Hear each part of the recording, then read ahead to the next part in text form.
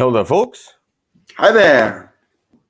So it's another episode of Würfel Cast, episode 43. Top 10 All right. tough teaches is the topic of the day. And yeah, it seems like sometimes the camera gets blurry because of the signal. Probably the main servers of StreamYard that we stream through just isn't the best possible solution, but still a good one. Well, we're So here. I don't know if you're fine with that, but I mean, as I said, it's about our not our faces, but about what we talk about, the games. There So we all are. about the games. Yeah. So without further ado, we're gonna start with our first topic, which is recent plays, and here I'm gonna magically create a separate window for Board Game Geek. Look at that magic. Yes, indeed. July store update. Next batch of Dice Store promos here. So, I mean, we can do a new segment about just, exploring Board Game Geek. Whatever comes up here, we're going to have a discussion on that. I don't know if that's a very good idea. Or the hotness. That could be interesting. Well, we'll think about that. Let's discuss the hotness. I don't know. We'll see. How can we, if we want to do anything else besides our usual segment? But I mean, without the further ado, let's start with recent plays. Kyle, why don't you start? Okay. Well, I'm not going to discuss the hotness, but I am going to talk about paleo, which just happens to be right there. So after it won its award this week, I got it back out. I got it a couple of months ago, and looked at it. But I got it out and played it, and I played it about I could check, but it was about 10 or 15 times. I just kind of played it with my friend who's visiting. I played it by myself. I really enjoyed it. I decided, okay, let's see what the magic is here. The first play I had was kind of like, okay, that's a thing. But so what you're doing is you're playing a scenario, and you've got 2 missions. There are 10 in the box, I think. Although one of them you play in conjunction with 2 others. So, but you can do different combinations. The rule book gives you some suggestions, but you're trying to get 5 points, and the points are this cave painting that you're making. And at the start of the game, you don't really know how that's going to work. There are some cards which, when you resolve them, they will give you points. Sometimes it's one of the main missions, and so you'll see that right at the beginning. But other times it's just on the back of one of these cards. And so you draw. Everybody has you shuffle in a couple of scenario decks, and you divide it up into equal piles. And there aren't turns, but everybody plays kind of simultaneously, and everybody's going to draw 3 cards and choose one of those cards to resolve. You don't look at the cards first. You only know their backs. And so based upon the back, okay, this card is likely to give me food. This card is likely to give me stone. This card is likely to be something terrible. And so you pick which one you want to resolve based upon only the backs. Then everybody reveals them simultaneously, and you resolve them. Most of the time it's, pay a resource. There's 2 or 3 choices. It's pay something and discard a couple other cards without looking at them to get some sort of a bonus. You can also use your turn to help someone else because you have what you need are these prerequisites that are on the bottoms of your people cards, these cavemen cards that you have. And so if you have, all of the eyes and somebody else needs a bunch of eyes to fight a lion,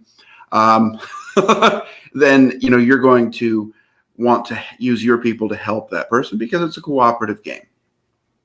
And then, if ever your people die, or at the end of the round, there's what we often refer to as you're paying your taxes. There's some sort of costs you have to pay at the end of the deck. Then you get a skull, and if you get 5 skulls, you lose. So it's a race between, getting the 5 points and finishing your painting, or collecting the 5 skulls and you lose. Your people die, you get a skull. You can't feed your people, you get a skull. All those various ways to do that. And it's really very interesting.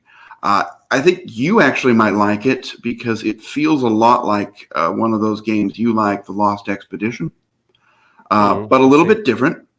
In that game, of course, you're making those two lines of cards and resolving them. Here, you're sort of blindly, not quite blindly, in making an informed choice based upon the backs of the cards. And then as you go through the game, you're going to learn what's on those cards because, okay, I looked at this card and it was a thief. Well, I'm not going to resolve that card again. But, it's usually like, not like the only card with that back in there. So there's some sort of risk and discovery that's going on. After you've played through all of the scenarios, which I have, then you kind of know what's going on. But there's still new ways to explore it, and it's going to be a new sort of order and a new way of doing things each time. So even after you've played the 8 sort of stock scenarios, well, you can mix and match, or you can, there's still a lot to do, and you can play it with different people and have a different experience. So, really, a very surprisingly high recommend from me. I remember it not being just. Maybe I had issue with that weird cardboard thing that you see in the picture, which is kind of annoying. You're supposed to be able to keep it in the box, but you really can't.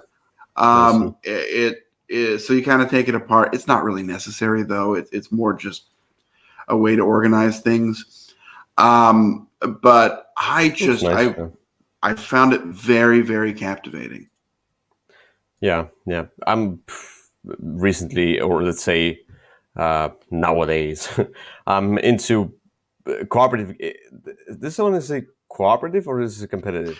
It is cooperative, but it doesn't really feel like your kind of standard, okay, I do this and then something bad happens. Simultaneous action selection, I do like that a lot in games. And as for cooperative games, right now I do enjoy games that are not too much puzzle, a little bit of free roam, do something, go with the flow. Does it have this feel to it, or is it very puzzly? Well, I wouldn't say that it's puzzly, but you do have to figure out what you're supposed to do. But it feels more exploratory than puzzly to me, just because you've got this big deck and you don't know what's on any of the cards. Well, maybe about a third of them, what could be there.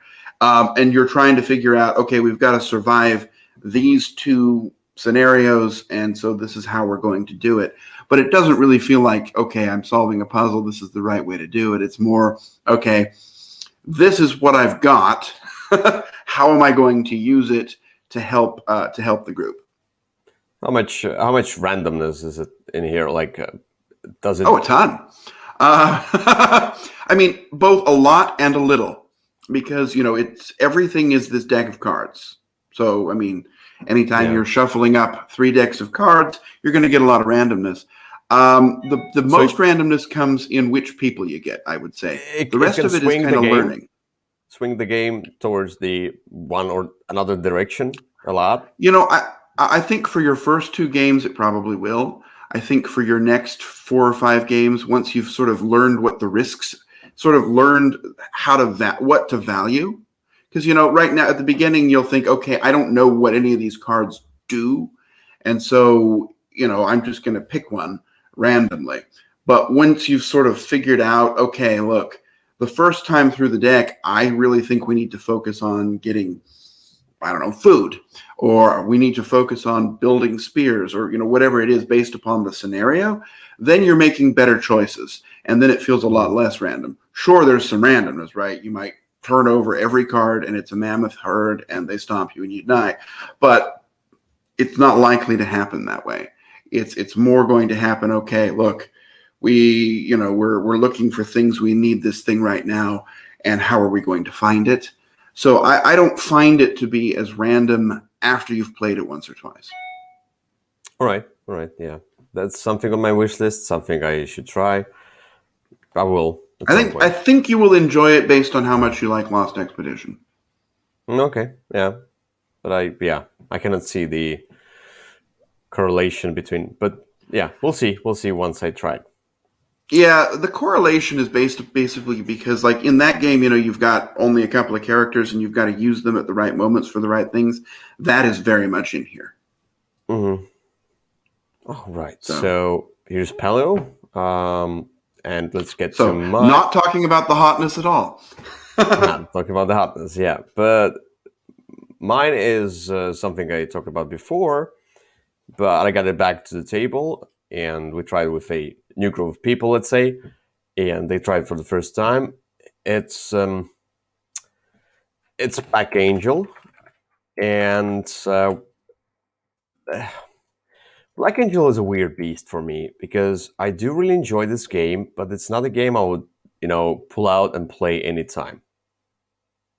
So just because there's a ton going on, and it isn't like it has all those different elements and mini games, and it's rather dry, which is not something I would play every day. And it's huge on the table as well, so it has those downsides. But the game itself is really fun. If you don't know Black Angel, uh, I don't mean Kyle, but the viewers, whoever will watch this video, this is about just maximizing your like three different aspects, three different boards, and trying to for example, you have a board, separate your own board, which is for the technology tiles, the research tiles. You put them in there, you slide them in. It's a little bit of that puzzle, so you can activate them. It's your own mini game there, and you can, of course, everything is connected to each other. Everything is like very different. So I don't know. It just it is cohesive and it is very like separate mini gaming. But the other board is the outer space board where you can put down the cards. Some cards do activate. Some cards are like specialized to be activated in the outer space if they get ejected because the board shifts kind of. And then you have the mission cards, which you put down, and these are like extra worker placement spots. And the main board, that's where the basic game is. This is a worker placement game with dice. You roll the dice. You have the pips. The pips are activation spot, activation numbers of activation. And so with this one, you use the different spots so you can put out the ships. You can get new technology tiles. You can get different scorings. You can get the ravages out of the board. So the spots will not get too damaged, or you can repair some spots that are damaged so you can do the actions better. It's very dry. I'm not going to go into detail how this game is played, but yeah, sometimes you can get a little bit unlucky with your dice that you roll, and you can use others' dice for the resource. And it's sometimes I don't know. Sometimes it feels like you have this kind of a unlucky moments with the dice. Sometimes it's fine. And if you rolled your dice and you don't have a resource to lock one of your dice, and you rolled a 3 and the other 2 are useless, let's say you can get more dice as you go through the game, and somebody goes first, then they can grab your only high value die, and you'll be like, okay. So they give you a resource so you can grab some other dice, but sometimes it feels a little bit mean on that side, if you know what I mean. I do. But overall, I do like the game. I just wish it would be a little bit more cohesive within those three parts, even like more connected to each other. Maybe even more interesting worker spots. Maybe some other special abilities that every board, let's say, some like you present a nation, let's say something like that, or a colony, whatever. And I would like to have some spice in the game. It's a bit too dry, and a bit too long. And but I know I do really enjoy all the mini games and mini puzzles in this game. So it's I don't want to get rid of that. I do enjoy the game, but something always just bothers me a little bit about this game. That's Okay. Black Angel. Yeah, I enjoy Black Angel. It's definitely shows its parentage, right? I mean, it's that sort of whole dice thing is straight out of Troyes, and is something that is, people either like or don't like. The thing I don't like about the game is I think there are just a few too many symbols that are a little bit difficult for people to remember and figure out and parse through. But this game kind of felt like it was made for me because I really enjoy it. Yeah, and I do too. But yeah, there's some, it's hard for me to explain. And yeah, it's a game that is hard to explain within just a few minutes. You have to go deep into that game to understand how it works. So I'm not going to do that. So just explore it yourself through maybe reviews or videos, something like that. But it's all about get the most points. So a dry euro anyway. Oh, right. So here we have our recent plays done. Let's get to another topic, which is Cult of the Old. Kyle, why don't you start? Okay. All right. Well, since I'm obviously on this Spiel des Jahres kick here, we're going to talk about an old one. One of those old, original, kind of first generation versions of games that won this award. It is a racing game. It's not Hare and Tortoise. It is the other racing game that won that award, which is Reifenpreise.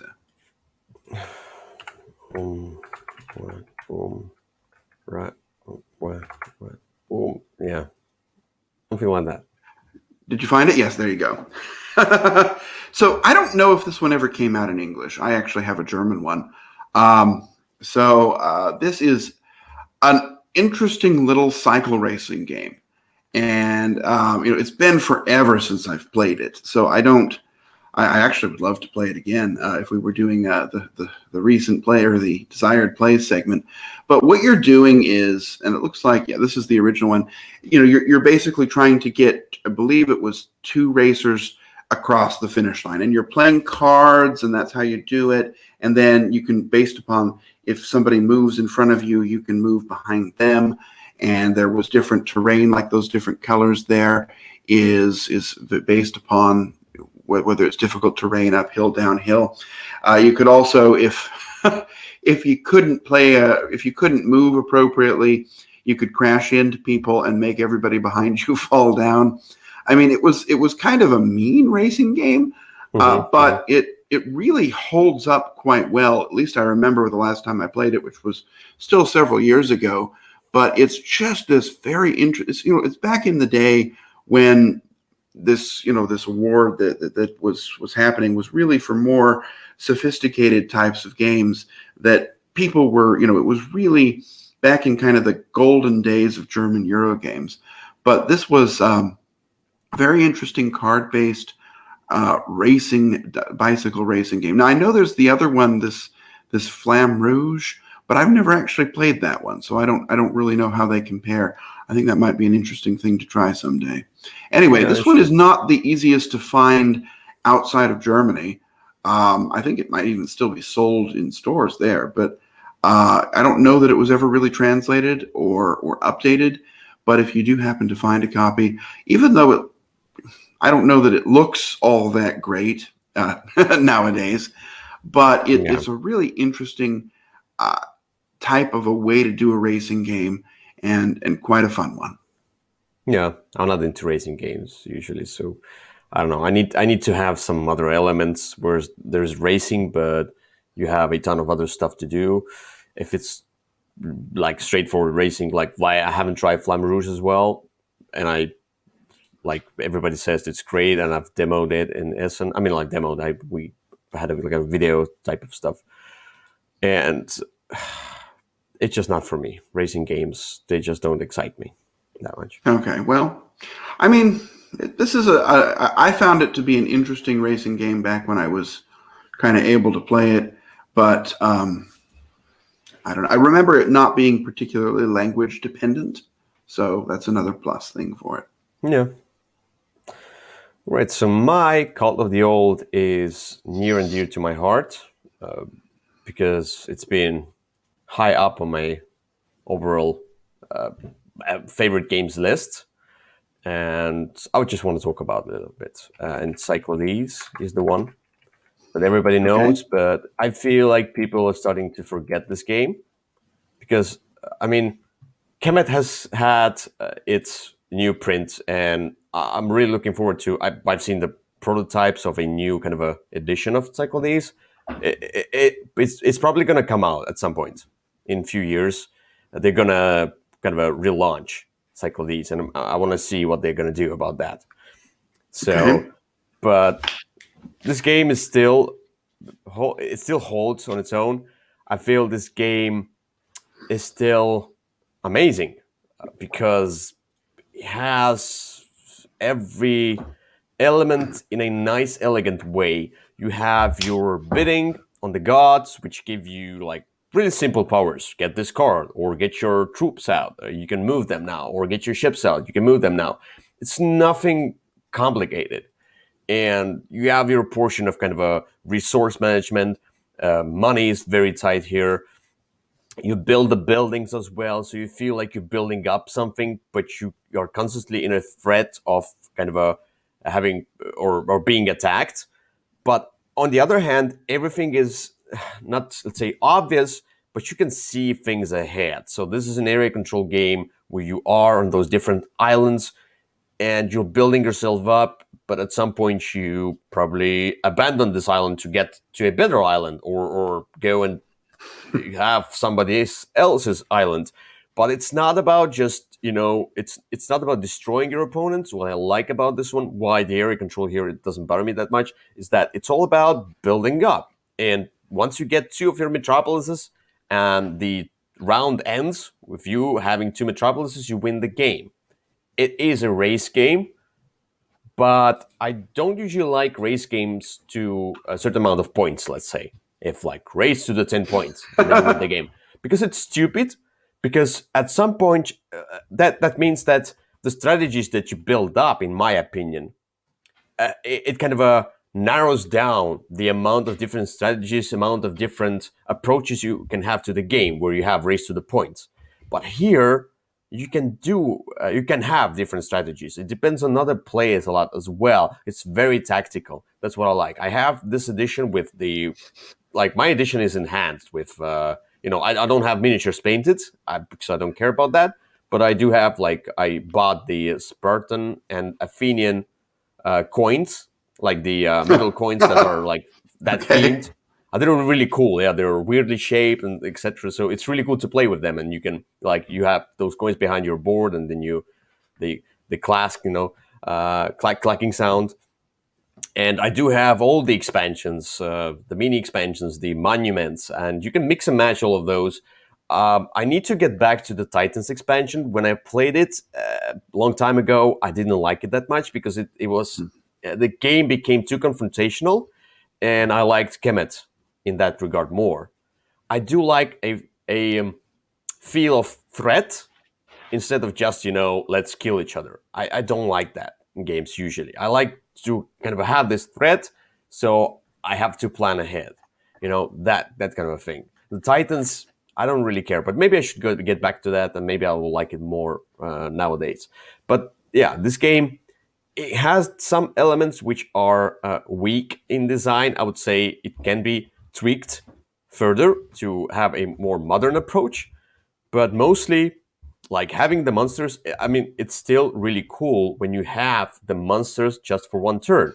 But with the Hades expansion, I play with the Hades expansion, you can have these priestesses, and there's the cards that you can prolong the effects of your monster. You can have a monster for yet another round if you pay that card. So, and you can have heroes as well. So one of those expansions, the Hades expansion, adds a lot of new content, new modules, and just holds the game tight. Only the base game is not enough. You have to have Hades expansion. And if you want to have a Okay. different game, go with the Titans. But it's a different game, in my opinion. Anyway, I do like all these monsters. Some of them are figurines, some of them are just cards. Their special build is everything is about the money, and everything is about having resources. So if you are not, let's say, smart enough, but I mean, if you would be wise enough not to give another player too much of a cheap spaces, too much money, then you can hold them off, because they can have Ares as the or Ares as their god. so they can try to go and fight you.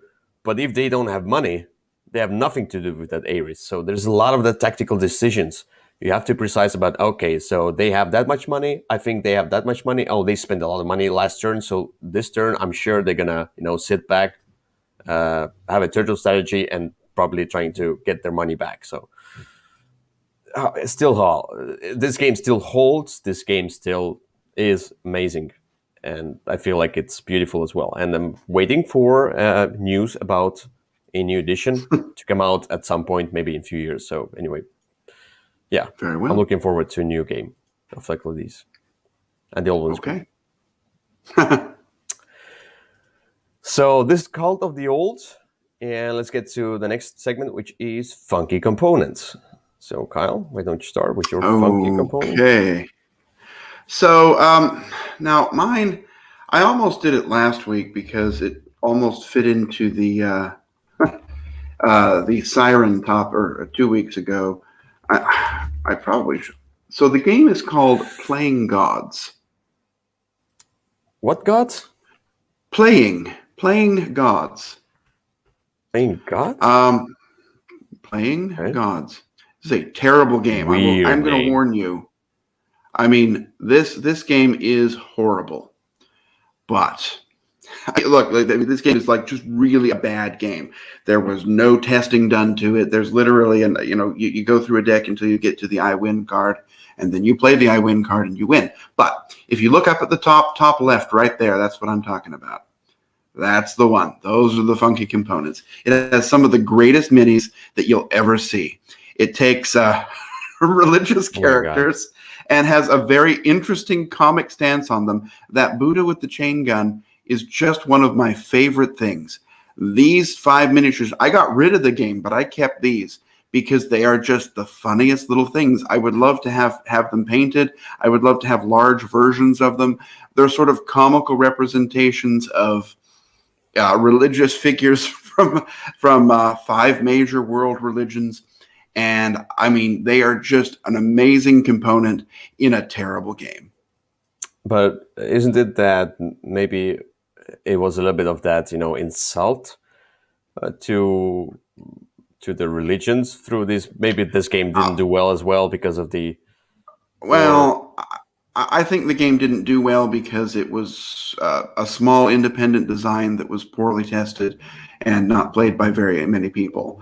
I think that's why it didn't do well. I think, some people might be offended by these things. I'm not. I consider myself a religious person and I can laugh at some humor. But, hey, look, people can be offended if they want. I don't think this is why the game didn't do well. I think this was the only reason to get the game to begin with. Yeah, they look interesting. Yeah, I like this. So somewhere else, there's a picture of painted versions, but I don't know. You just don't ever really see that. It's okay. It can be. I could see how it would be offensive to some people, but I also think it's fabulously funny. You have your. Here's the one. Yeah, I think that person didn't do a very good job painting, but that's okay. Anyway, something. So the 5 minis from Playing Gods are my funky component. Okay. Yeah, that's a terrible name as well. It was. Don't buy the game. Not worth it. My funky component is something you can find in quite a few games, but it's usually in the games that are very much forgotten. Quite a few games use strings and stuff to measure or get the outline the territory, whatever, but in Stellar Conflict that we played in the board game camp in Estonia, there are the those one with the broken rubber bands. Yeah, these are the rubber bands, and it's not something you find in the everyday's game.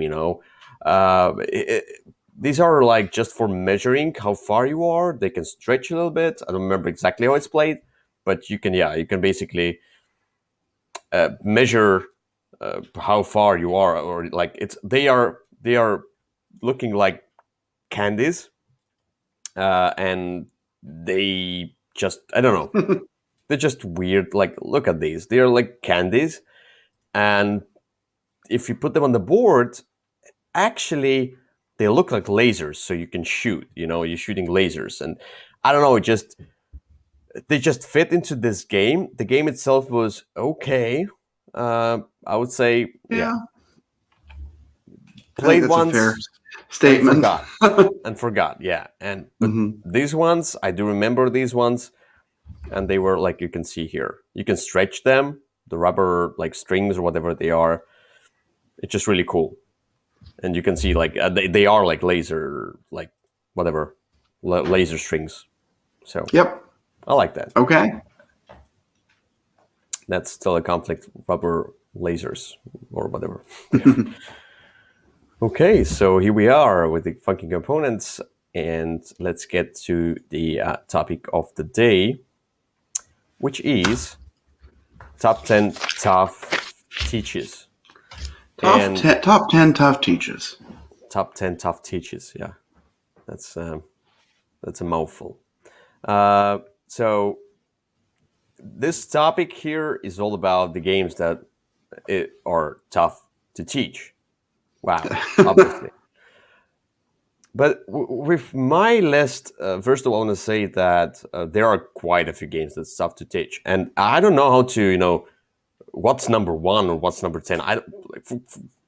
To be honest, I didn't really think about, this is the toughest to teach. This is because every game is a little bit different. I tried not to pick too many heavy games or heavy Euro games, which are always tough to teach because there are lots of components. I tried to kind of also pick different categories and try to go with that. But I don't know. It's not, for me, teaching is not about just, I'm going to teach you the rules. I'm going to tell you all the rules, and then now let's play.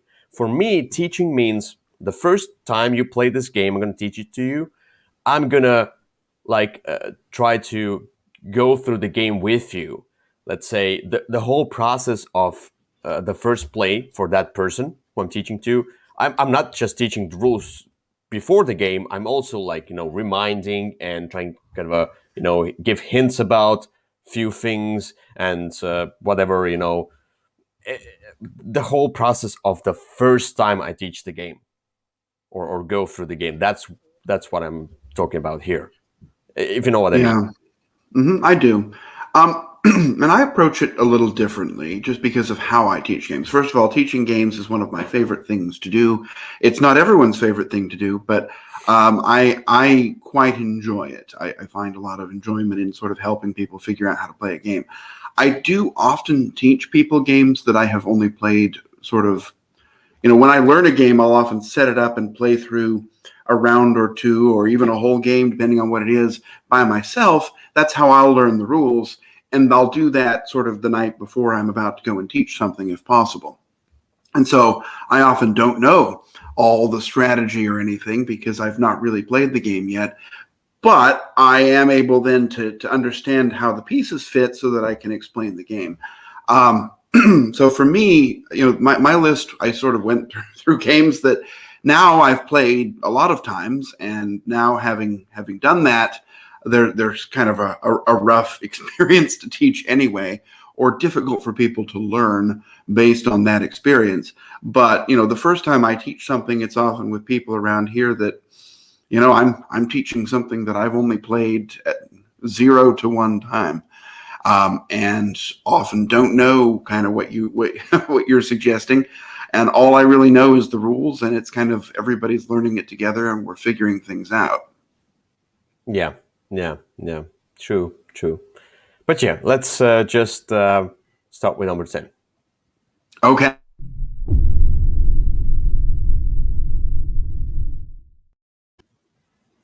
So you're number 10. All right, number 10. And again, my list is not, I don't know how it's really ordered.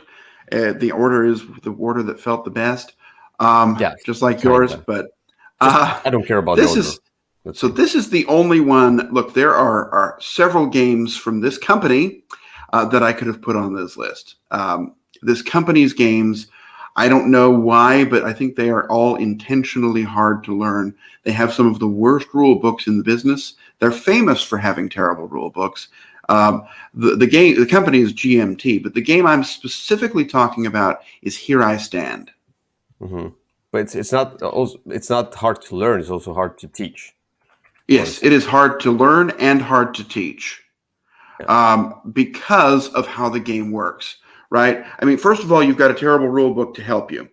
Secondly, this game is a six-player game, and each of the six players plays differently and are doing different things and have different goals and objectives. It is just very difficult to help somebody understand how to achieve those objectives, how to go through a fairly complicated game to begin with in six unique ways. And now some of them are a little easier to teach because, you can kind of break it into the two opposing factions of the six and kind of explain, okay, this is what you probably want to do.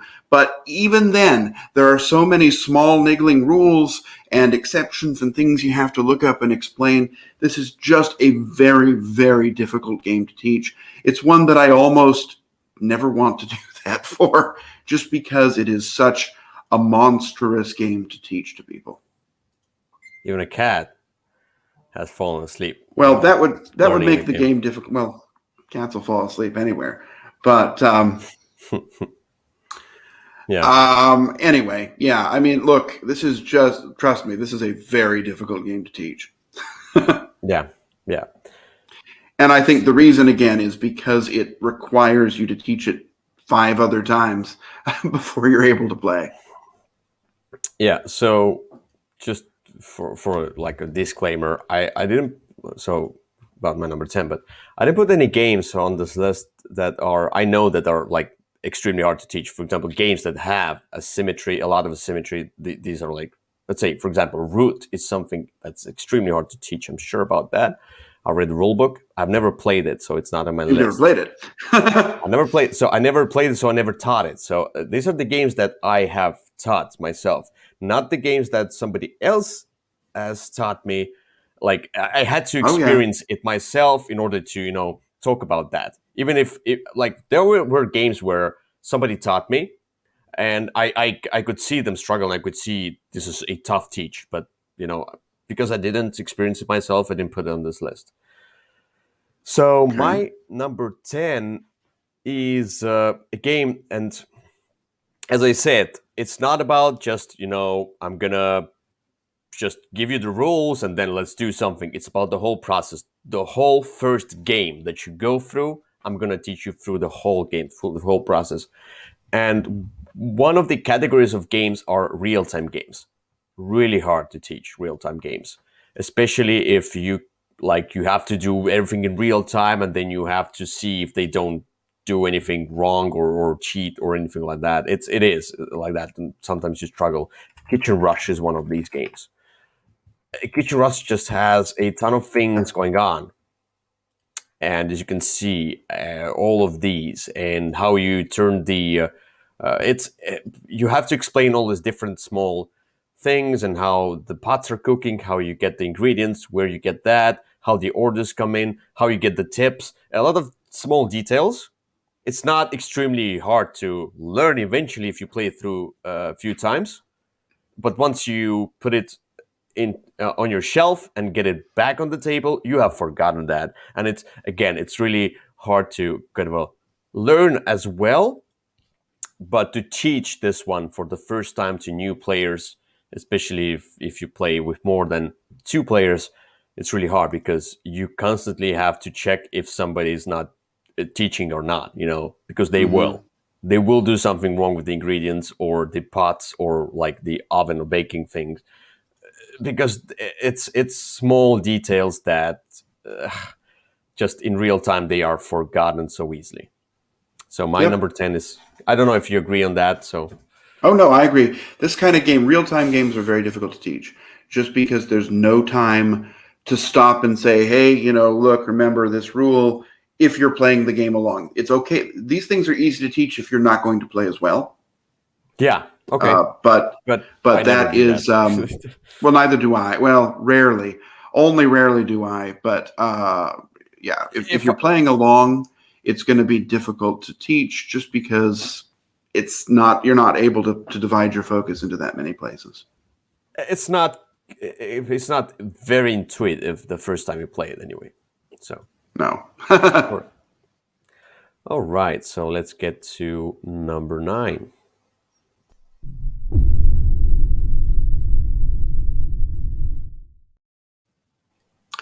Okay, number 9 is kind of difficult to teach for one of those reasons you were saying, which is sort of the experience of helping somebody work all the way through the game. Um, this game, because of how it is set up, is a 2-player only game, and it's a great 2-player only game. The game is called Stronghold. Yeah. And Okay. it is a game with 2 very different sides. One side controls the game. So if you're or Stronghold Undead, which is the new version that just came out, which I'm very excited to try. One side is controlling the pace of the game. If you're the monsters, you are making all of the decisions with regard to the game length and such, and then the other player is reacting to those and using the resources that you provide. And because of that, because it's just you really have to play as the invader player if you're going to teach the game, just because otherwise the other player will end up making just a bunch of foolish choices and you'll have so many resources that it's very difficult to understand that timing and the sort of the struggle with managing things quickly. There are a lot of small rules in this game, a lot of very specific this thing exists just to hit this thing, and sort of explaining that and trying to get the other person into a place where where decisions can be made in an efficient and meaningful way is just very difficult to do. Yeah. It's a difficult game to learn as well. It's not a hard game to play once you understand what you're doing and you understand sort of the economies of the game. But it is of that first time getting somebody over the one game hump it can be very difficult. That's the game that I almost played. And look, Oh, yeah, because I remember reading the rule book. I remember we started like putting this one out and setting this one, and I started teaching that one. And then we didn't go through the whole teach because we felt like, okay, I don't know, something happened that we felt like, okay, so we're not gonna go through that. Wrong timing or maybe something like that, because we started teaching that or learning as well. So I learned the game from rulebook and then started teaching that, and then I realized that wow, too much for now, and I never got back to that game. So it was a tough teach and learn both. Yeah. Okay. My number 9 is a game that I played recently, and you can teach that or the other version, doesn't matter. I'm talking about Steampunk Rally here. okay. That's the one that I like. I play Steampunk Rally Fusion, let's say, but it's all the same. Just you can just get the Fusion maybe easier right now. I don't know than the No, they original one. reprinted the base as well. Okay, but this is where I go into that.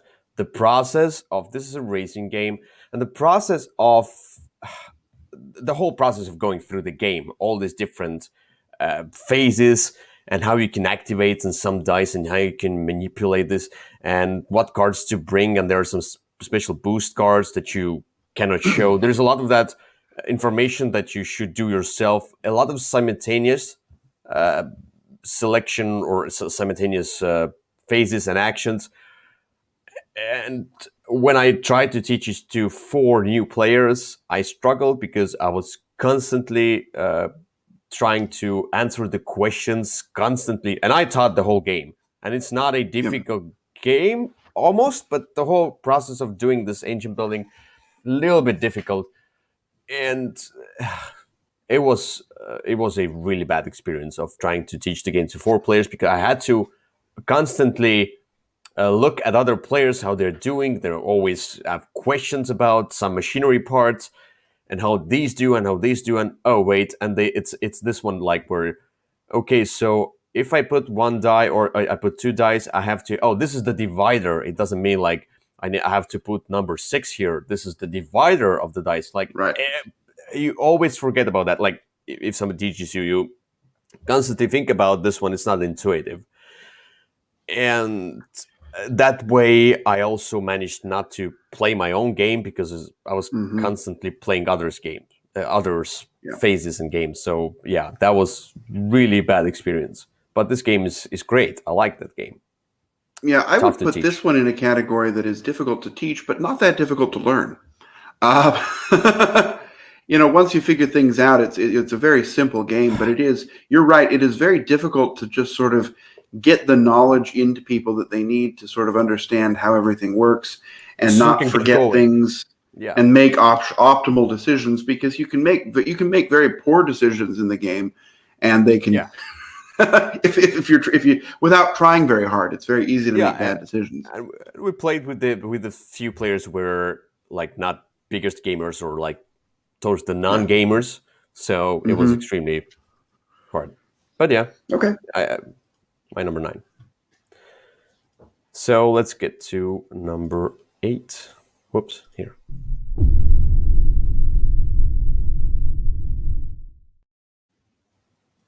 All right, my number 8. So my number 8 is a game that I know you have played. It seems like most of the games on my list you probably haven't, but this is a game I know you've played. It is a game of a weird kind of asymmetry.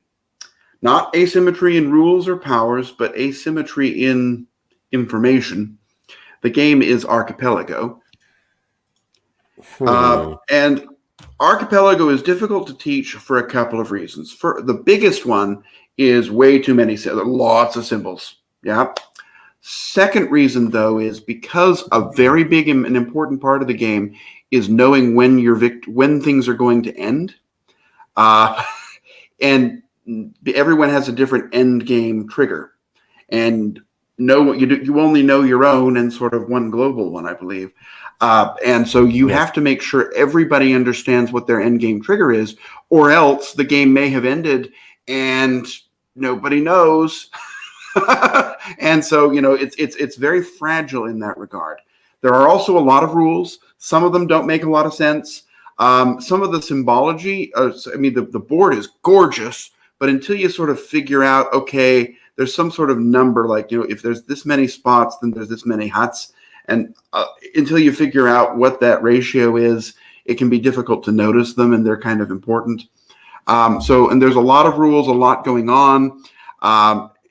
There's these event cards that everybody has to really be aware of, because they're going to gradually tick down, and you need to know when things are going to happen. There's just a lot going on in this game.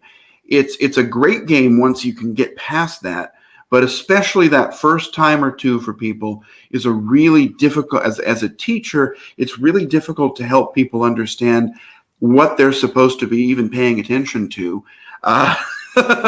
And make sure people understand, you really have to know this one card cold, or else it could potentially ruin the game. I'm not sure about this one, and of course, this is all subjective because it depends on the people you teach, and like your own experience can be totally different from mine. For me, I never taught this game to people who are like non-gamers. I always taught this game to people who are gamers who love Euros, and I never had any kind of like big struggle. There are some tiny rules, and I can understand that. Yeah, and yeah, I get it. I get it why it's tough to teach, but for me, it wasn't. Maybe because it just clicked with those people I taught it to, and I love this game to the bit. I'm like, it was 10 out of 10 for me. It is for now, because I haven't played it in years, and I will not downgrade my rating because of that. But I didn't have too much struggle. I mean, there's that kind of a sequel, called the spiritual sequel to that, Living Planet. I didn't put it on the list because for that I had to then talk about specific. There are specific scenarios or specific expansions in Living Planet that are tough to teach, but the base game not so much. I mean, the base game, I think it's even easier to teach than this one here. but yeah, I can see that the worker placement is rather it's fine. That But part's yeah, easy. the buildings, how you when does the meeple go down, or when you can put them, where you can put them onto Hmm. the tile, when not. What does this one do? What? Yeah, I can see that. Okay. Control of areas is a little weird. The different kinds of crisis, like the import crisis and the export crisis, doesn't make a lot of sense. They're the same but slightly different. You know, for this one we're using these things, and for this one we're using a different version of the same kind of cube. Uh, Yeah, there's just a lot of very small things that are not very intuitive. The yeah, worker placement part's very easy. Everything else, not so much. yeah. That wasn't my short list, but yeah, it wasn't for me. But anyway, my number 8 is the game we talked about today already. And I feel like it is hard to teach because each time I teach that game, it's tough. It's hard to go through the whole teach process. Even if I know the game well and I can explain everything exactly, people still struggle to understand few things. And I'm talking about Black Angel. This was on And my short list, I'll tell you that. yeah, but we'll to talk about this game. So let's go into a little bit of detail. So there are robots that are in that kind of a circle in the center. They are like the in the cockpit, whatever. I don't know what was the name of that. So you can take the robots from there. Then you have your own personal reserve of robots that you cannot take robots from where people always take robots from because they constantly forget about that. And you teach that, you tell many times, and it's hard to, kind of grasp this thing. And then there are robots that are in those compartments that are based on the how many dice you roll, and already that thing. Then the dice themselves. So the whole process of this, the most meaty action is the one where you. This is the old board, whatever. The most meaty action is where you uh, have to like play a card, get the meeple out, but then you need to have a ship, and people always forget. So, oh, I can have a robot and take the robot from the reserve. They take the ship from the reserve. They always forget about that. I tell them, no, no, it has to be in your own like a player board, and then you have to play a card that matches the color of the die that you play, and then you can do this that matches the color of that. In the end, you get the card that matches the color of the die, and like everything is like color dependent, and people always forget, and they're like, "Oh, I had to go to that space instead. So, oh, I cannot use this yellow die because then I have to go to the yellow spot," and it's really hard to grasp but to teach as well, because you have all these mini games. You have technology tiles. You can slide them through here, and they bump some others out. And then there are scoring tiles. If you bump them out, they go into your board and they score you points. And then you can boost them. They only give you 4 points, but now you can boost them so they will give you more points. From where? Now let's get to that board. If the cars that you eject from here uh, go back to you, you can inject them into your own board so you can have a better scoring. But you can already, it sounds already like too much. You try to, and you have to explain all of that, because otherwise the people are like, I don't know how to play that card onto the Elder space, because okay, I'm going to play that card. So, oh, it's going to go away. Wait, that's bad. No, it's good because you're gonna get some points and things. Oh, the owner. Wait, here's the owner. Here's the ship that's on that card. Who's gonna get these bonuses? Like a ton of stuff. It's difficult to teach. It You have definitely is. you have to explain everything. Yeah, And lots of things, like you said, kind of build on each other and happen at different times. And it's difficult to kind of help people separate those, sort of the way that things are all working together. and in first games of these players, they constantly forget about one thing. When you put down the mission cards into the outer space, these are like extra worker spots. They constantly forget about these worker spots and how they work. I Yep. can tell them many times, and they always forget. And like, okay, because it's like you have the central board, you have those like worker spots there, that's logical. Everything else is not. Yeah. Black Angel, my number 8. All right. Let's get to number 7.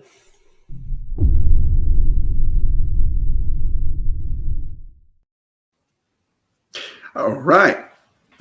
So my number 7 is a game I taught very recently. My friends said, "Hey, we want to try this game," and I kind of said, and I taught it to them. The game is not a difficult game to learn or play, but it is a very difficult game to teach because of one feature. The game is A Feast for Odin. Okay. And A Feast for Odin is kind of well known for having, it's a worker placement game with 63 worker placement action spots. And, you just sort of set up, if you can find the main board, that's probably what I'm going to talk about. But there it is, kind of there. Yeah, that board there. Each of those spaces is a slightly different action. Now, look, to help you teach it, they are sort of organized thematically, but that does not help at all. You have to really help people understand how to make a choice when the number of choices you have is, 50 or 60 on every turn. And that's just not very easy to do. It's also not easy to understand the economy of the game, to understand what is valuable. And so sort of bringing that across to people is just not an easy thing to do. The core mechanism, place out your workers and do something, well, that's easy, right? Mm-hmm. Block off a space so someone else can't do it. That's easy. But then there are cards. And when do you draw cards? Well, you draw cards in these spaces. When do you play cards? Well, okay, I want to play this card now because it looks like it'll work. Okay, but you can't because you can only play the cards if you do this kind of action. It's just there's so many things going on that teaching it to people and having it be meaningful is really not very easy at all. The most interesting part of the game is the easiest, which is, of course, making things fit on your board to cover things up. But even that is fraught with lots of little rules, such as, on this board, green things can't touch green things, but on this board, they can. And on this board, you can put black cubes. On this board, you can't. And the boards look pretty much the same. So there's just a lot going on. Now, look, there are symbols to help. There are lots of ways to help you get there. But to help explain those to people in a way that is meaningful and not overwhelming is really quite a challenge. Yeah, I've never played Feast for Odin, but I played Caverna, and I can see the correlation between two. Like Caverna is the one that also has a ton of spaces and is tough to teach. I think I've been taught, so I can find a relation to that definitely. All right, so my number 7 is a game. So if you combine real time with asymmetry, or let's say everybody has their own role in cooperation, and you will not be able to, you have to be. This is the game that when you teach this game, you have to be kind of a game master that you don't play yourself. And I'm talking about Captain Sonar. Like you have to be on the side. You cannot just start playing the game. Like if you like, this game is best with 8 players. Let's say 7 of them are new players, and you have to teach the game. Oh my God, this is just too much. You have to explain 4 different roles. Some of them are more difficult. Some of them are more or less intuitive. And you write stuff down, and when you use that, at some point, some people forget. So, oh, wait, I can erase that now. Somebody shouted something. Wait, what do I do? So I have to slide this thing here around. How do I do that? Everybody's shouting. Everybody's doing their stuff. The other team is shouting, and you constantly forget what you have to do on your own. I mean, it is something you need to get. You need to go through the whole process as a game master when you teach this game. Don't play yourself. Just give the other players the whole process.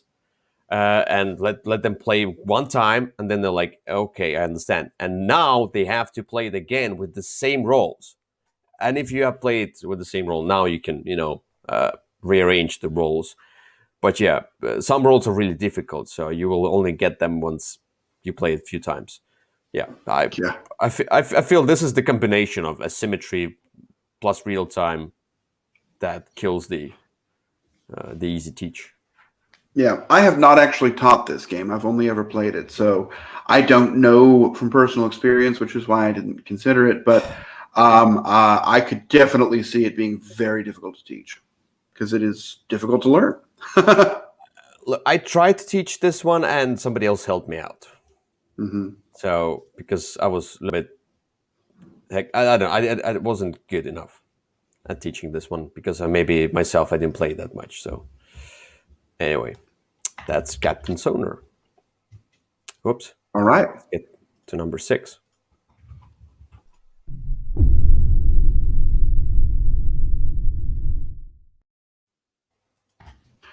All right. My number 6 is a game I have taught. I suspect it's another one you haven't played. Sorry. If you, and I don't know that this game is for you, but hey, you might. I've been wrong before. This is a weird deck building miniatures combat exploration game that many people really like, and I really want to like. The game is called Mage Knight. And it is probably the mathiest game that I own. So what you're doing in Mage Knight, first of all, it comes with 2 rule books. So learning it is beastly because some rules are only in one and some are only in the other. So learning it is really quite difficult. Once you get there, it looks like a really cool game. You've got these nice figures and you're going up and you're fighting these castles, but just every card has a cup. The cards have different things that they can do. There's dice that you're trying to manipulate. You're trying to improve yourself in these stats so that you have more strength, so that you get your upgrades and your special abilities. And then you go to combat. And in combat, you stop the game and pull out this calculator. It is the combat itself is just so very unusual. It's okay. I have these cards that give me this kind of strength. I have these cards that give me this kind of strength. This guy is resistant against this strength. So unless I'm using this kind of a card, we divide this kind of attack by 2. He then does double damage to this. It just becomes this very weird spreadsheety math problem. And that's just not something that is easy to teach people. But because those battles can be so devastating and they are really where you're going to get lots of your points for winning the game, you have to understand them so that you can prepare for them and go in with some chance of surviving. But it can be, the effects can be just horrible. There's some that paralyze you and you essentially die. Losing one of those combats can get your hand so clogged up with these worthless wound cards that it's just very difficult to come back from. But being able to go into a battle saying, yeah, I've got this, is just, you have to have played the game several times even to have that sense. And so helping somebody to understand that so that they can do what they're supposed to be doing and actually enjoy the game, I find to be incredibly difficult. Mm-hmm. I've never played that, never taught that, and never will. Yeah, I don't think this one's for you. So, yeah. Right. So my number 6 is the one that I got recently, and you can. I'm sure you can pull out any game of the series of games. It's from the T series. And that's the only one I tried, and the only one I taught, and it's hard. It's hard. Avanti Yep. It's from David Turchi, who does games that are extremely hard. He just likes to do that with people. That's a true statement. Look. Many heavier Euro games are really hard to teach. But when you look at this board, it's already a ton of symbols and stuff. And you have to teach the whole process of you put the meeple down here so you can get one of those 3 resources. But if you have that kind of meeple or you have other meeples of the same color, you get these resources, and now you can build the stairs that cost something like that. But you can get the actions that are down from here.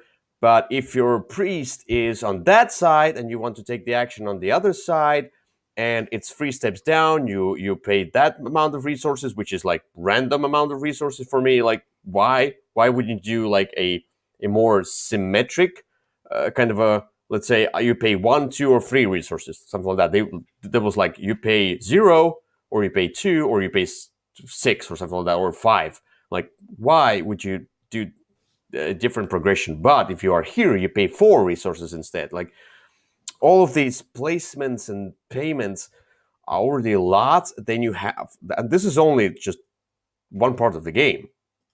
You have all of these cards, and then you can have this kind of a, I don't know what they are, the curtains, whatever they are, the carpets, the rugs, yeah, the rugs. Yeah, you combine them, and there are some of the action tiles which are like buildings.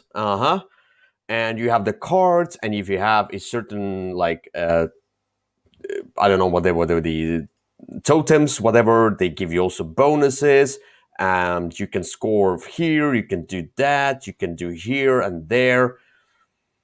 I mean, the whole process of this main board is already a lot. And then you're like, wait a second, let's get you to rocks, buildings, special abilities, totems, how you use all of that, how you score even more points, or how you get bonuses. Boom. A ton of more. The reference sheet is a A4 paper, double-sided. It's a reference sheet. Okay, now let's be fair. One side of the reference sheet is used for solo play. So, sorry, but I mean, it is still a large sheet of references. I will give you that, but let's not make it seem worse than it is. Okay, but yeah, it's still a lot. I mean, like they had to do reference sheet, which is A4 paper. Then, my God, and all of those different symbols and the and when you can use them. Yeah, when you can use, what you can use, if you put down that card, that you can use this with that and that with this. It's like you said with the archipelago. The core mechanism, you place down the meeple, and if you have some other meeples around, okay, you can get that. You can get like more actions out. But if you start going deeper into that, what you pay, how you pay, it's not intuitive. And that's why every time, like, I taught the game, but I said, like, just look at the reference sheets, because you will forget that in an instant. And we were just constantly playing with the reference sheet. It's just impossible to teach this game, in my opinion. You just have to go through that the first time. It's not impossible. I've done it, but I will admit that it is a very difficult to teach. It's difficult. All of the games in the series are difficult. I was considering Tekkenu, which I consider the hardest to teach for the list. But yeah, I mean, I agree. I've never played that one, but I'm sure. Yeah, as I said, I'm sure all of these T games are tough to teach. Right. Let's get to number 5. Oh, by the way, about Tamantin Suyu, did I say that already before? That when I watched something from the Dice Store, the video, and they said the name of Tom Vassell said the name of the game, and I heard that he said, "I want to sue you." Yeah, I was like, "What? What's the?" I heard that too. Oh, you heard that? Okay, so that was a weird name. Okay, so we'll get to number 5.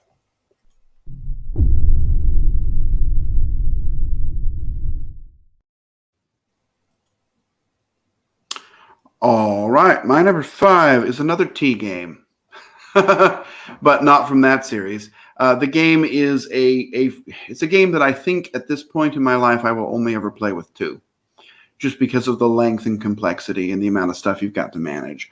It is a rough game to teach. It is a fantastic game to play, and so I'm surprised I've played it this many times, considering how hard it is to teach. The game is Through the Ages. Yeah. Through the Ages is just, I mean, it is designed to be difficult to teach. It has, a nice player board that'll walk people through sort of costs and resource values, but then you're building it up, and you've got combat that can happen, and combat is super weird. It And is. remembering, okay, if you can move these discs up this sort of pile of cards, and depending on where they are, they're going to be worth more resource values. There's weird prerequisites. There's a whole lot of different resources you're managing. There's the technology and the culture and the straight resources, and there's the food, and then there's figuring out how to get new people, when to get new people, how to get more resources when you're producing too much, how to spend stuff if you need it, how to, it's just a whole lot going on. And then after a few rounds, something new shows up, and you've got to explain it again. It is a really fun game to play, but it's just a very difficult game to teach. And it's a difficult game because it's a difficult game to help people to understand, okay, look, I've got this hand of cards and I get to put one into this pile, and I need to make a good decision based upon what I want to show up in the, 4 or 5 rounds from now. There's just so many factors and features and systems going on in this game that make it so difficult to help somebody to understand in a way that person can have a good time playing it. Yeah, I'm totally. You taught me this game. Yeah, and it was rough because I hadn't played it for a long time. I could see you struggle. You were sweating a ton, and I'm like, I didn't understand half of a game. I was playing that. I just couldn't understand what I'm doing. I just could not. And I wasn't I already played heavy games, and I'm like, wow, this is too much. This is the game that you just need to probably learn for yourself. This is not the game that can be taught to you. I think this is the game that you need to struggle through. Maybe have a kind of a solo, like Rauto does, kind of a go through the game as you learn the game yourself from the rulebook. This is the only way you can learn the game, I think. Because there is one other way to learn the game, and that is to get the app version, which is a fantastic implementation. But and just almost like Sentinels of the Multiverse, the app version will teach you to play the game, and so you'll actually understand it better, so you can play it better with other people. But it is a really hard game to teach, just because it's just you kind of almost want to open somebody's head and put the knowledge in, rather than than trying to explain it, because there's just so many systems, and people will always have a very rough first play. Yeah, just a disclaimer: no people were harmed during the teach of this game. Just to be sure. Yeah, want to and actually do are different. Yeah. Kyle is not a violent man. It's okay. That's fine. Okay, so let's get to my number 5. My number 5 is another game, a beast, a game that this is a game that has a kind of a campaign progression. You learn as you go. Through the campaign, you learn new stuff, and you can go through that. And eventually, if you go through that campaign and you've learned a lot of that stuff, if you want to teach it to a new player now, you've gone through the campaign, let's say. You want to teach a new player, I think it will be impossible. You have to just start the campaign again. Not like there is campaign, and then you can do the 3 scenarios that you just generate yourself. No. You would not do that, because that would be impossible. This game is impossible to teach the whole game at once. That's Earth Reborn. And I feel like this is it's high on ratings, and I feel like this game just this game is I feel this game is amazing. It has many great things going on in this game, but how to teach this game and the rulebook side to teach you. Even the rulebook itself, let's say, even the system itself struggles to teach you the game. And then you're trying to teach the game to another person.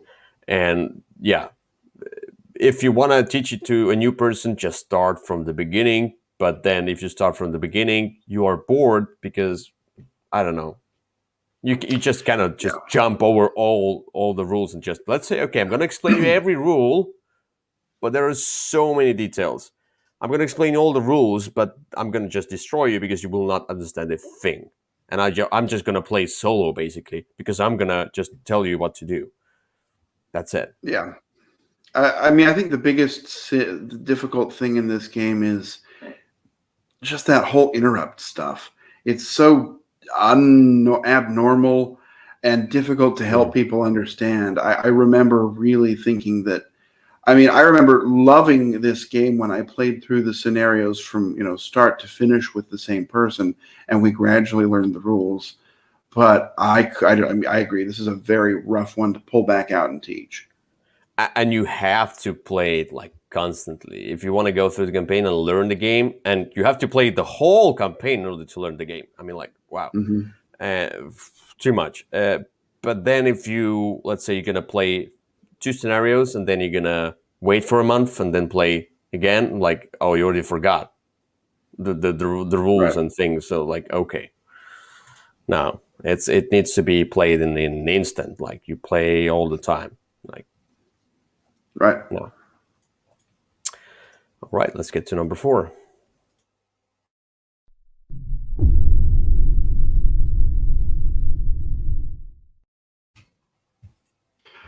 All right, my number 4. So there are 2 games that do what this game does, and I decided only to put one of them on the list, although I could easily put the other. So the game I'm talking about is called Codex.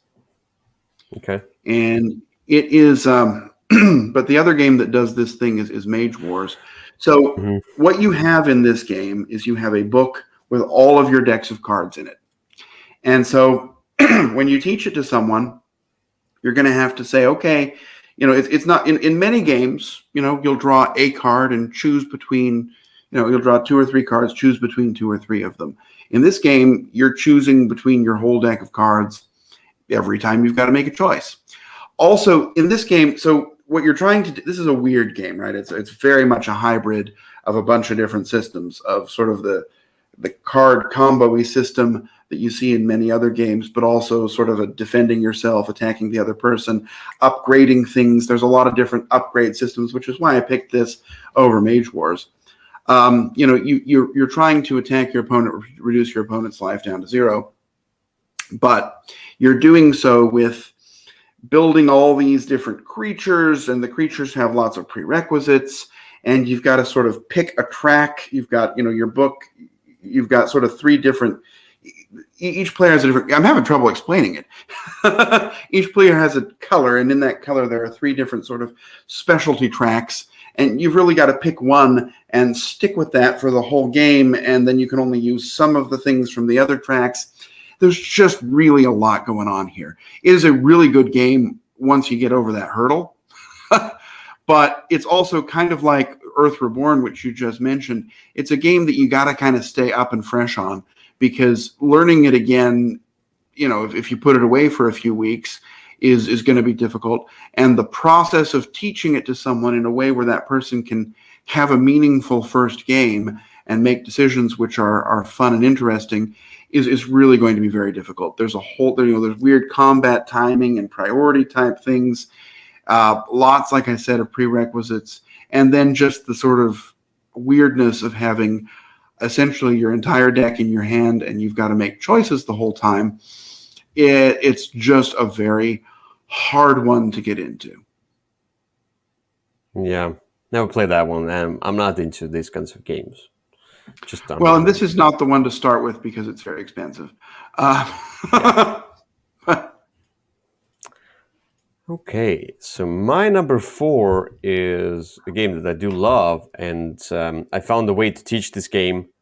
There are some games that have a ton of rules, and thankfully, there is a mode in this game, a cooperative mode that I can play, and that way we can learn the game, and then we can play the competitive mode or semi-competitive, whatever it is. Nemesis is the game. No, I totally consider this one. Is a tough game to teach if you want to teach everything. And what I do now is I say, like, let's play the cooperative variant and let's learn some rules as we go.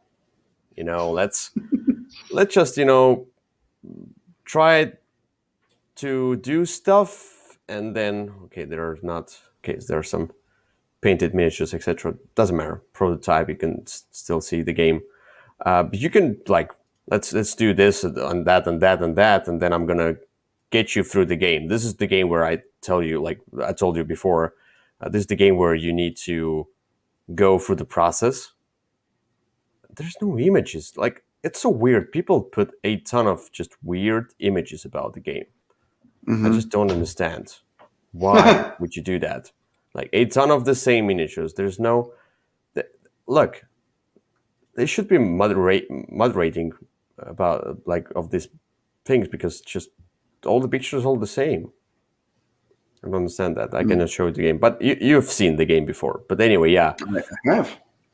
I'm just telling them, okay, let's go through setup. Just pick a character. I'm gonna tell you what it does, and let's just start. Just move there. If you move, you roll for noise. Let's see what happens. If the room comes up, I'm gonna tell you about the room. If this token comes up, I'm gonna tell you about it. I'm not gonna tell you about the dangers beforehand, because it's just too much. So. And then if the alien comes up, then we're going to talk about how the combat resolves and what happens. And some people get a little bit frustrated because there's that surprise attack thing where you play too many cards and then surprise attack comes up, and I'm like, whatever, just enjoy the game. We're going to play cooperative variant, and we can always just stop, and like once we get through the few rounds, if you want to stop and play the competitive variant, let's do that. But this is not the game you learn from just explaining stuff, or somebody explaining you stuff. You just have to go through the process. That's how I teach this game. Yeah, just as we go, let's see what happens, and then I'm going to explain. Yeah, I agree. And the game can feel random even if you know all the rules. I mean, it's sort of the experience that you're going through is going to end up being a lot of sort of discovering and seeing what happens. I agree. It is a rough one to teach. Fortunately, I've never actually taught it. I've only ever been taught and then played. So, did they teach you all the rules at once? No, like I was development bag. No, the development bag was just handled by the person who knew the game, because that was just something that didn't affect. There was no way for it to affect anybody's enjoyment. And that's a weird rule anyway, having gone through and read it myself. Combat, we talked about combat just because you had to know, okay, you want to have a gun, and this is why. I told, that at least you want to have some guns. That's it. But like how fire progresses and what events come up and everything like that, just see what happens. It's going to be random then, but whatever, who cares? We're going to play another one. Well, yeah, again, you kind of have to say this is a game where we're going to be having an adventure and not necessarily trying to maximize our points. This is the game where you will have to meet your end. So, yeah. I agree. That's a rough one to learn. I usually, at the beginning of this game, I usually say, we're all going to die anyway. Let's just start. That's a motivational speech I have. Let's get to number 3.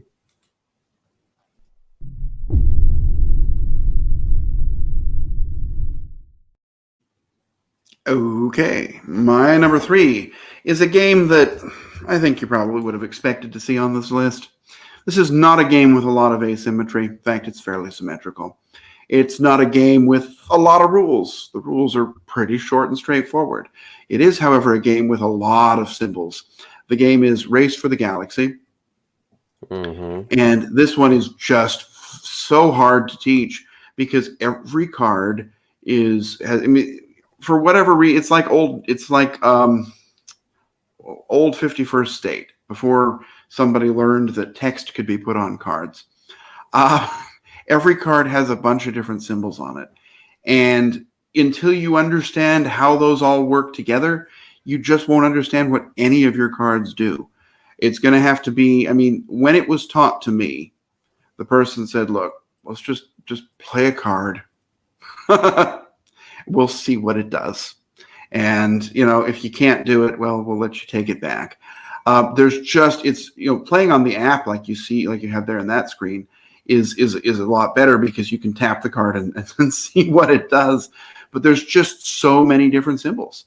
And you're trying to make these combos and these things that work together and get the right discounts. It's like we've talked about before. You're sort of selecting a phase, and you've got some sort of a bonus in that phase, and those are the phases that are going to be played.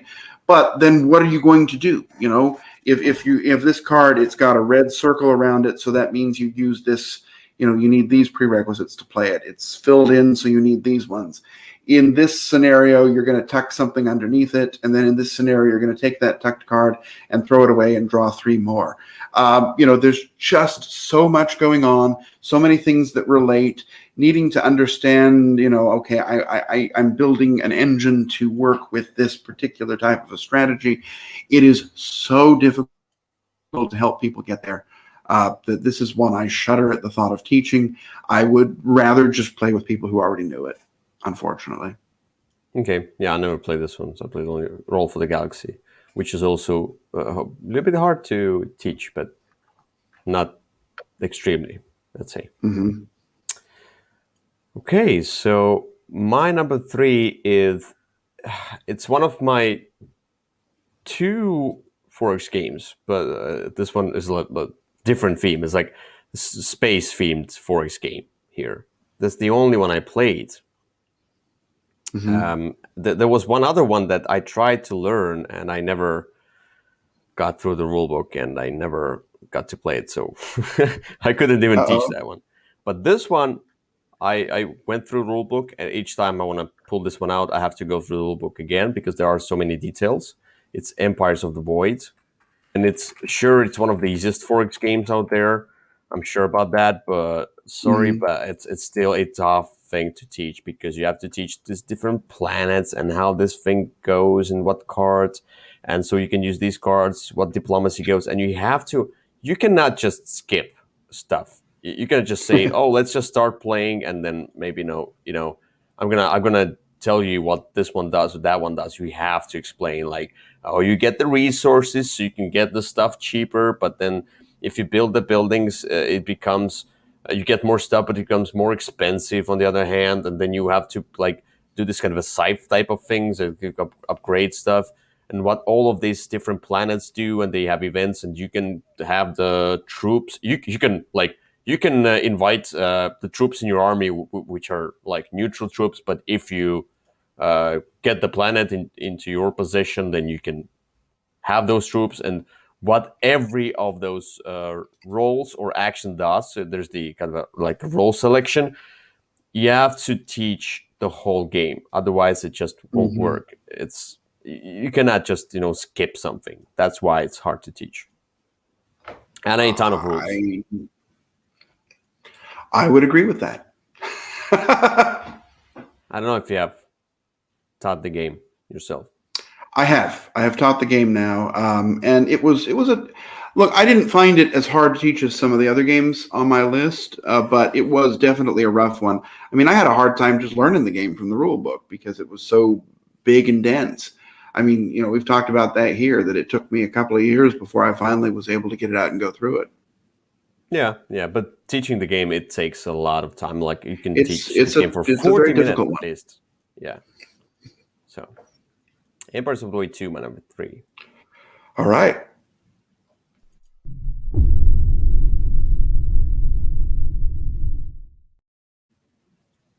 So your number 2? All right. My number 2 is a game that I know you haven't played. And I'm not sure if it's a game you would enjoy. You might. We've talked about it here on a few occasions as well. So this is a game from Chip Theory Games, and all of their games are kind of large and complex. But this is probably the largest and most complex, and also the most difficult to teach due to the amount of asymmetry and different characters that you've got. The game is Cloudspire. Yeah. It's a game that has a great solo, great cooperative, but the best way to play it is 2-player head-to-head. Note, 2-player, not 4-player.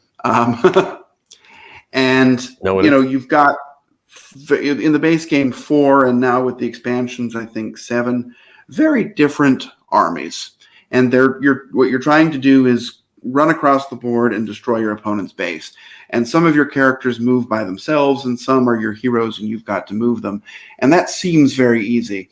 But there's so much upgrading and customization and specialization that goes on that getting to the point where another player can make meaningful choices from a huge menu of choices, kind of like we talked about for Feast for Odin, it's like that, except you've got each got a different menu of choices. There's just so many things going on here that you really have to know in order to understand and enjoy it. That it's just very difficult to help people to get there. There's also a lot of keywords which often make things, they're very nice once you understand what they all mean, but you're often handing people a glossary and saying, okay, yeah, look this up. Or, if it's your first time with people, I just say, look, let's just talk about it. I'll tell you what it does as many times as it takes, because it's going to be something where if you invest in it and spend the time to get through a couple of games, well, then we can play it and then we can have a great time with it. But getting someone to there can really be a very rough experience. And then helping them do that with each of the 7 factions can be even more rough. Yeah. Okay. I get that. Never played that one, so yeah, no comments on that one. My number 2 is a game that I chose from quite a few. So yesterday I got to teach and play Crystal Palace again, by the way, which is a ton of things to teach. But I was like, okay, so this is every euro. This is a ton of. It's not easy to teach, but it's not difficult because everything makes kind of sense, and the whole process, once you get through the teach, is smooth. So I was like, okay, so this one doesn't really count towards my kind of my understanding of what's a tough teach. And then I thought about Anachrony. I was like, okay, that's tough to teach, but then I was like, okay, there's one other game that came before Anachrony that was even tougher to teach because it had a ton of things and this process of staging your magician tricks, and that's Trickerion. Sorry, but Trickerion is tougher to teach than Anachrony. Anachrony has more logic. You have worker spots there and things. Here you have action selection, which basically tells you where you can go and what actions you can do, and you have your different assistants. You have these tricks that you can do, and they are in the separate booklet. And then you have to understand how these cards, which are like performance cards, how they link with each other, how you play. It's so difficult to get through the whole process. A ton of stuff going on, and you want to throw in the expansion, by the way, the I don't remember the expansion's name, but like the seer type, not the. You can see in the future, basically, like some kind of this thing. I don't remember exactly. I haven't played in a while, but as you can see, it's a busy board. It's a ton of stuff going on. All of these special abilities, the cards, and etc. If you throw in the expansion, especially, it's you always say that okay, you get these components, but don't throw them away. They stay with you. You bought them. You use them for a trick. Get them back. Don't throw them away. People throw them away. Like there was one, like when Tom Vassell learned the game and he was talking about it. He's done the review and he bashed the game, kinda. But then he realized that he's done a mistake with like if you throw away the components, yes, it is tough. Then you will never do anything. Like it's impossible. But yeah, all the process, and it's another one. It's another game where you have to go through the whole process, like doing stuff. But as you have this kind of a hidden information with simultaneous action selection, where you go, you cannot really. And there's that special cards that you also choose sometimes. You cannot help all the time, and you just have to go through the whole game, every rule in this game to kind of start playing, because if you won't explain some things, then it can ruin the game for others. It's just my opinion, but I mean, like, you cannot just skip this or that rule, because then because you have to build a chain from your turn 1 to your whatever. You have to like strategize a lot, and this kind of a game, if I don't tell you how these performance cards are linked, you can get 0 points, and that's frustrating. Yep.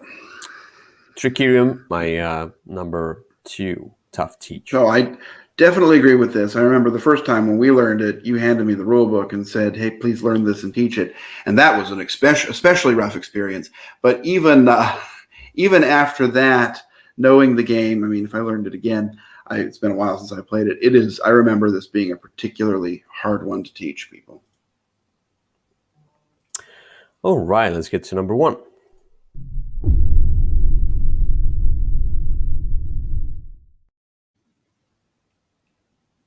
All right, my number one game. This is probably fairly obvious since it's the only one that is not on the list that we talked about earlier. Summoner Wars? No, that one is very easy to teach. I am an expert at teaching Summoner Wars.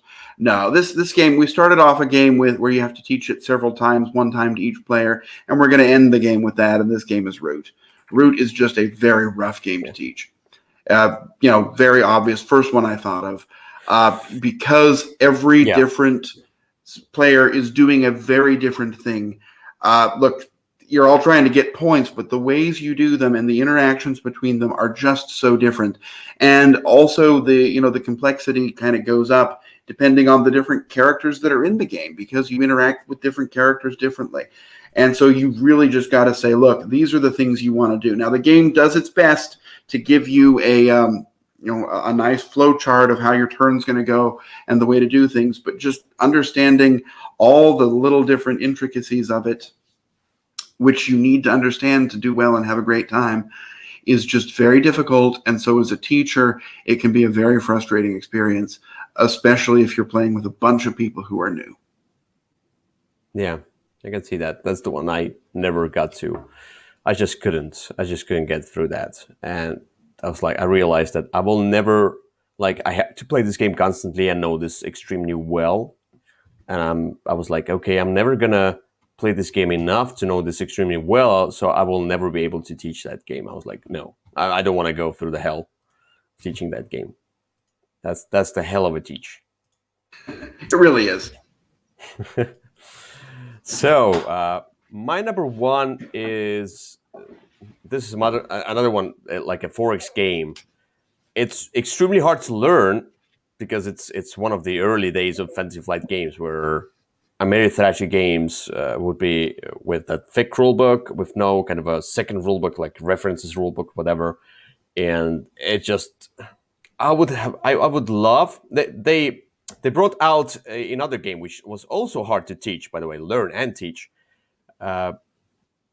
They brought another version of that game, and I didn't like it that much because I liked the older one because it represented the video game the best. And I'm talking about the Sid Meier's Civilization. And Sid Meier's Civilization, the board game, this is a tough teach because it's the same. Everything, just, you cannot not explain stuff in this game because you have to know exactly how everything works, because you have to strategize from turn one. You have to know how well you can manage your own nation's ability and what technology you go for. Otherwise, you will be destroyed. You will get frustrated. You just have to know the game through and through. This is the game that I played it very long time ago. If I would teach it again, I would just say, no, I will not teach it to you. I'm just going to find people who know how to play the game. Just because I cannot see myself teaching the game. I don't know why. Yeah, and I remember, look, I have my own personal feelings about this game. I was not a fan of it, but I also remember there was some weird combat system. I remember the combat being particularly weird in this game. Yeah, it is. And there's the another version, which is the combat system was about the like in Civilization, you had like pikeman could kill the horseman and the archers could kill the pikeman, whatever. I like that because I liked it. It came from the video game, so I was kind of I don't know if you've played the video game. Oh yeah, back in the day. Okay, so probably maybe because it connected with I liked it probably because of the video game, because I was a big fan of video game. The thing is that they came out with Civilization: New Dawn. which was also hard to teach because some things were extremely unintuitive and extremely weird. Like they in Civilization New Dawn, they put in the barbarians, and barbarians could come into a city and destroy it. I mean, It's, no, it's like in video game you yeah. could never see that. They just Oh, stripped out okay. the whole like okay, the barbarians when they come into your city in the video game, they destroy some smaller stuff. They can start attacking your city, but they will like you will never allow them. Or like it's not like in New Dawn, if the barbarian steps onto your city, it's destroyed automatically. I'm like or whatever, something like that. In one turn, in one go, what? One barbarian comes in and he's like, "Oh, I'm gonna destroy the whole city." No, it's. I hated that, and the whole influence like spreading out. I hated that. I'm like, where's my Civilization, the video game? This one represents it the best, but has so many flaws. Is too long, too convoluted, too many rules, so hard to teach that I will just if I will ever play it again, I will learn the game myself and just find other players who know it. That's yeah. I just want to have my I just want to have the Sid Meier's Civilization as a board game, but they need to get back. Like, they need to revise already established system like this system instead of just Hmm. doing a new dawn, which just I don't know, just doesn't make sense. Okay. I just new dawn. Oh my god, ugh. It makes me angry that they polluted this game with some nonsense. Anyway. Okay. Well, I did not try a new Dawn because I didn't like the old Dawn. So, The card play there is cool. I like the mechanic of card play. okay. Everything else you can try. Maybe you'll like it, but I was angry. I was very angry. I sold. I played Yeah. somebody else. Remember the cruise? I got Yeah, this you played game. it on the cruise. Yeah, I got this game probably. I think yeah through you or something like that. I got it in the cruise. I had the copy, which was or maybe I just brought it. I had unplayed copy, unpunched, Hmm. unplayed copy, and so there was somebody else who was like, "Oh, I have my own copy and it's already punched." I'm like, "Okay, do you want to play this game? Let's play it." And then we played the game, and we both were like, "Oh." And then I look at my copy, which is basically out of the shrink, but totally like unplayed, unpunched. I'm like, "This is going into the market. I'm gonna sell it right away." Like, I just put it on sale right away. A So one I and didn't done have, game. yeah, I didn't even play my copy. I already hated that. Okay. Uh, anyway, that's my number one. And All right. That's it for today. It's been a longer episode, but when you talk about games that are tough to teach, you have to pour out like your heart and like uh, all the emotions that go through, all the frustration that Well, comes through you. and one of us talked about paleo for way too long. But That's fine. At least anyway, you talked about it positively, and we ended the episode on the negative of me hating a game. So so there we go. We a went through it balance. all. Went through it all. Thank you for watching, and we'll see you another time in another episode of Würfel Casts. We might Sounds good. do a topic of the next time. We might do a topic of games. We'll probably do that are easy to teach. Hey, there you go. So stay tuned. See you in 2 weeks. All right. Okay. Bye bye. Bye bye.